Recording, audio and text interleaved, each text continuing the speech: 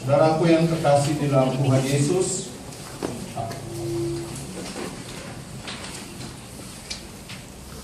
ketika Rasul Paulus bicara dengan orang Korintus, dia mengatakan demikian, sebab aku telah memutuskan untuk tidak mengetahui apa-apa di antara kamu selain Yesus Kristus yang dia disalibkan. Dikatakan sekali lagi, saya tidak mau tahu yang lain. Saya cuma mau tahu satu, yaitu Yesus. Yesus yang saya mau tahu. Dan yang saya mau tahu adalah Yesus yang disalibkan. Jadi, apa keistimewaan Yesus sehingga Rasul Paulus berkata, saya tidak mau tahu yang lain selain daripada Yesus yang disalibkan itu. Saudara, terlalu panjang untuk membicarakan Yesus pada siang hari ini. Itu sebabnya kita hari ini hanya membatasi diri untuk berbicara tentang Yesus yang disalibkan hanya dari 7 kalimat yang diucapkan oleh Yesus ketika dia berada di kayu salib. Pada umumnya, orang kalau disalibkan mengeluarkan banyak sekali kalimat. Dan kalimat yang dikeluarkan itu adalah kalimat-kalimat sebagai umpatan, kalimat-kalimat kutuk, kalimat-kalimat yang sangat buruk. Mengapa orang yang disalibkan mengeluarkan kalimat seperti ini? Karena biasanya pada waktu disalib itu sakitnya minta ampun. Jadi kalimat-kalimat yang buruk itu katanya ketika dikeluarkan berdampak psikologis untuk mengurangi kesakitan dari si korban yang disalibkan. Tetapi Yesus ketika disalibkan, dia hanya mengeluarkan 7 kalimat dan tidak ada satupun kalimat yang buruk yang dikeluarkan oleh Yesus. Semua kalimat yang dikeluarkan oleh Yesus adalah kalimat yang begitu indah. Mari kita lihat kalimat yang pertama, yaitu Lukas 23 ayat ke-34.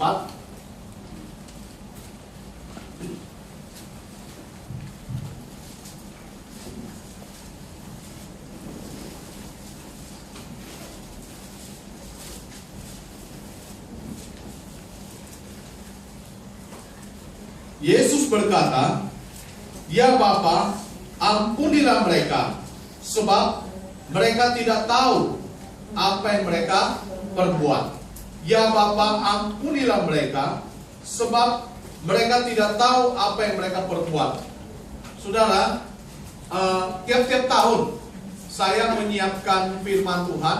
Tiap-tiap tahun saya mencoba melihat ayat-ayat ini dari sudut yang berbeda. Tahun ini, ketika saya membaca dan merenungkan bagian ini, saya melihat ada 2 hal yang luar biasa dari doa Tuhan Yesus. Hal pertama, semua orang bisa melihat luar biasanya adalah di dalam doa ini kita melihat kedalaman kasih dari Tuhan Yesus. Sekali lagi, kedalaman kasih dari Yesus. Ya. Di sini ada NTT, ada Manado, ada Jawa ya. Walau orang bilang Jawa lebih lembut, NTT lebih keras, tapi kalau disakiti oleh orang, emosi orang Jawa juga naik. Ya, emosi orang Jawa juga naik ya. Umpamanya kita disenenin orang lalu kita berkata, Tuhan memberkatimu, terima kasih gitu kan. Semoga panjang umur. Jarang-jarang kita ngomong kayak gitu. Mungkin kita juga diam di dalam hati lalu berkata, semoga keinjek kulit pisang, jatuh, benjol dan sebagainya. Itu baru kalau disenenin. Atau kalau tidak, emosi lalu diam-diam tidak mau angkat handphone lagi, tidak mau ini dan sebagainya, lalu pergi menghilang. Itu adalah respon manusia, saudara. Tetapi Yesus luar biasa memberi respon kepada orang yang menyalibkan dia. Kepada orang yang menyalibkan dia berkata apa? Ya Bapa, ampunilah mereka, sebab mereka tidak tahu apa yang mereka perbuat. Di sini saya melihat hal yang pertama sudah saya sebut tadi, yaitu kedalaman kasihnya. Hal yang kedua yang saya lihat adalah kekuatan dari doanya. 2 minggu saya terus merenung, ya. Karena Yesus berkata apa? Ampunilah mereka. Jadi Yesus itu datang kepada Bapa dan memohon supaya Bapa mengampuni orang-orang ini, ya, supaya Bapa mengampuni orang-orang ini. Lalu saya berpikir, atas dasar apa Bapa mengampuni orang-orang ini? Harus ada dasarnya. Kalau tidak ada dasarnya, maka tidak akan ada keadilan. Nah, saudara, kalau bicara keadilan, maka oke, saya akan mengampuni orang-orang ini, tetapi siapa yang membayar dosa-dosanya? Siapa yang akan membayar dosa-dosanya? Teringat apa kata Yesus di dalam Markus 10 ayat 45? Di situ dikatakan anak manusia akan menjadi tebusan bagi orang banyak. Kata tebusan itu berarti dia, bahasa Indonesia itu akan menjadi tumbal bagi orang lain. Sehingga ketika Yesus berkata, ya Bapa ampunilah mereka, pada saat yang sama Bapa balik bertanya, atas dasar apa aku harus mengampuni mereka? Maka pada saat yang sama, tidakkah engkau lihat, aku saat ini tergantung untuk mereka yang berdosa. Itu sebabnya saya berkata bahwa doa Yesus mempunyai dua kekuatan. Satu, kedalaman kasihnya. Dua, kemampuannya untuk memohon pengampunan bagi orang lain. Di sini saya melihat ada tiga hal yang indah bagi diri kita.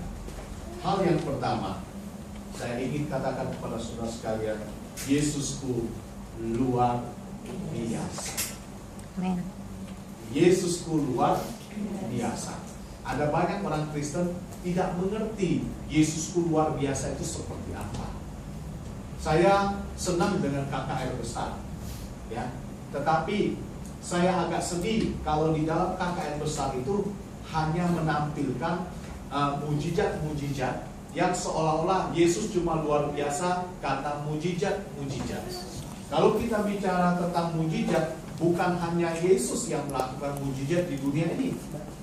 Pemimpin agama lain, dukun-dukun yang lain juga melakukan mujizat.